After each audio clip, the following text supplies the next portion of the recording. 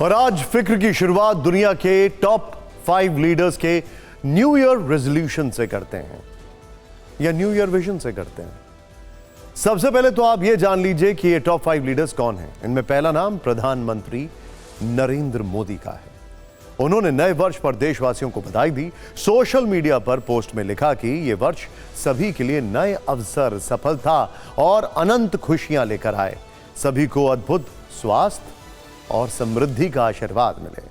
नए वर्ष पर पीएम मोदी का रेजोल्यूशन यह है कि भारत को विकसित राष्ट्र बनाना है, दुनिया में युद्ध विराम कराकर शांति स्थापित करनी है। वैसे भी पुतिन से लेकर ज़ेलेंस्की तक और अमेरिका से लेकर ईरान तक कई बार पब्लिकली कह चुके हैं कि पीएम मोदी के प्रयासों से युद्ध रुक सकता है। दूसरे नंबर पर चीन के राष्ट्रपति शी जिनपिंग हैं।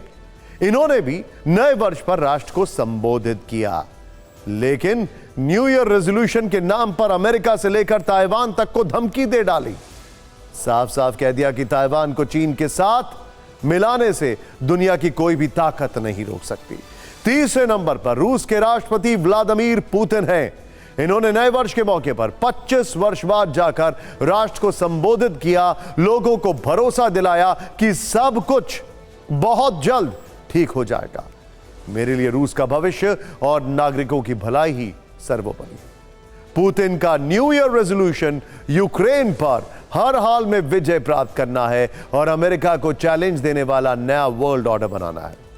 लिस्ट में चौथे नंबर पर अमेरिका के निर्वाचित राष्ट्रपति डोनाल्ड ट्रंप हैं।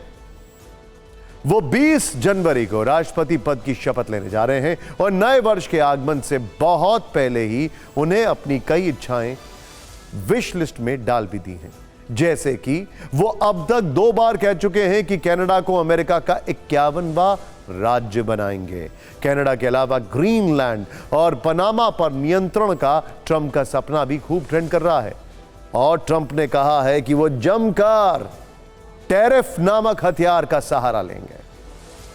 और ट्रंप 5 लीडर्स में और टॉप 5 लीडर्स में अंतिम पायदान पर कनाडा के पीएम जस्टिन ट्रूडो हैं, जो कि शायद इस साल जस्ट आउट ट्रूडो हो सकते हैं, जिन्हें अपने देश से लेकर विदेश तक कठिन परिस्थितियों का सामना करना पड़ रहा है। चुनावी साल के बीच वो घर में गिरती लोकप्रियता से परेशान हैं।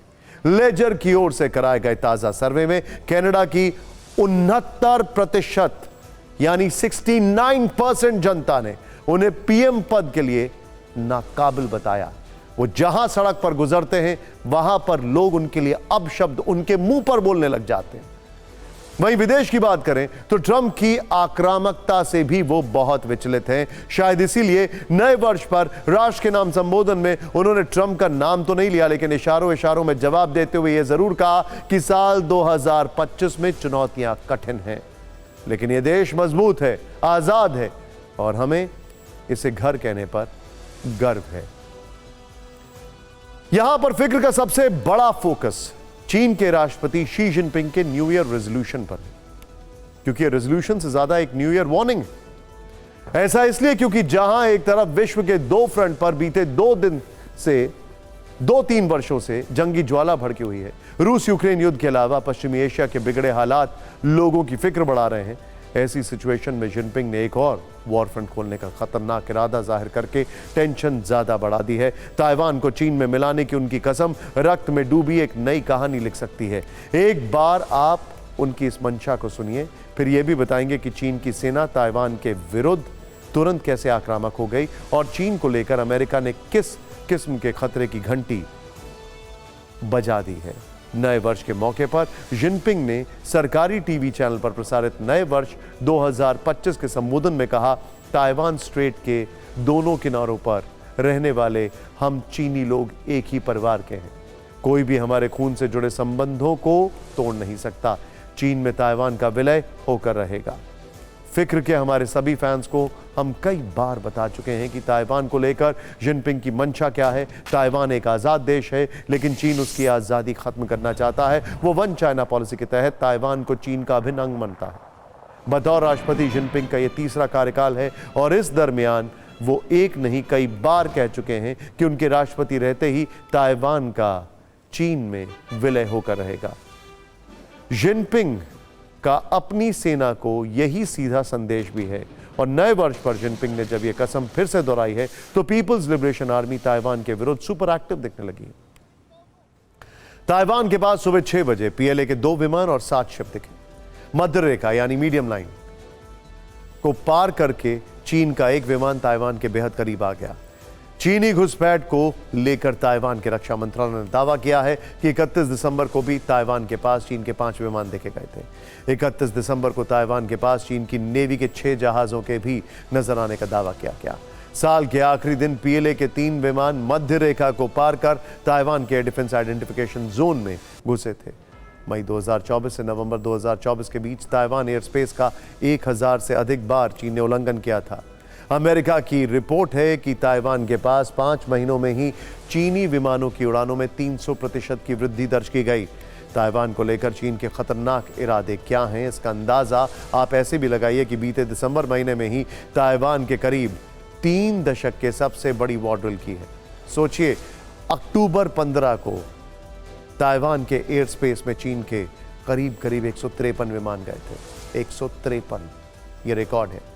वैसे अमेरिका ने ताइवान पर चीनी हमले के प्लान को लेकर दुनिया को आगाह किया है। अमेरिकी खुफिया एजेंसी CIA का दावा है कि चीन ताइवान पर कब्जे के लिए वर्ष 2027 तक हमला कर सकता है, विलियम बर्न्स ने कहा है। यानी चीनी आक्रमण से बचने के लिए ताइवान के पास अब कम वक्त है और जिनपिंग के नए रेजोल्यूशन के बाद तो खतरे की घंटी जोर से बजने लगी है।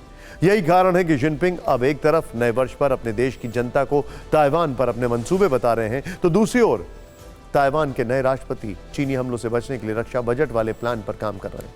खबर है कि ताइवान ने चीनी खतरे को देखते हुए रक्षा बजट बढ़ाने का फैसला किया है। ताइवान के राष्ट्रपति ने जोर देते हुए कहा है कि ताइवान को चीन से खतरे के लिए तैयार रहना होगा। अब आपको इस पूरे मसले पर फिक्र का लेंस दिखाते हैं। चीन अचानक से ताइवान को लेकर इतना एक्टिव क्यों हो गया, इसका जवाब फिक्र के लेंस में लेगा। यह आप सब जानते होंगे कि ताइवान को संकट काल में बचाने वाला सबसे बड़ा देश अमेरिका है, लेकिन अमेरिका बीते कुछ समय से रूस यूक्रेन युद्ध और पश्चिम एशिया फ्रंट पर उलझा हुआ है और जिनपिंग के दिमाग को पढ़ने वाले लोगों का मानना है कि जिनपिंग को इसमें सुनहरा मौका दिख रहा है। ताइवान पर कब्जे के लिए गोल्डन चांस जैसा है। हालांकि इस गोल्डन चांस के चक्कर में नए साल और आने वाले कई वर्षों में एशिया में कितनी तबाही मच सकती है, इसका अंदाजा शायद जिनपिंग को नहीं है, बल्कि उनको इस बात का अंदाजा है कि उनके पास सप्लाई लाइंस का कंट्रोल है और अगर उनके पास ताइवान का सेमीकंडक्टर चिप भी आ गया तो वो दुनिया पर राज करेंगे। ये लड़ाई ताइवान की नहीं है, ताइवान के सेमीकंडक्टर चिप की है।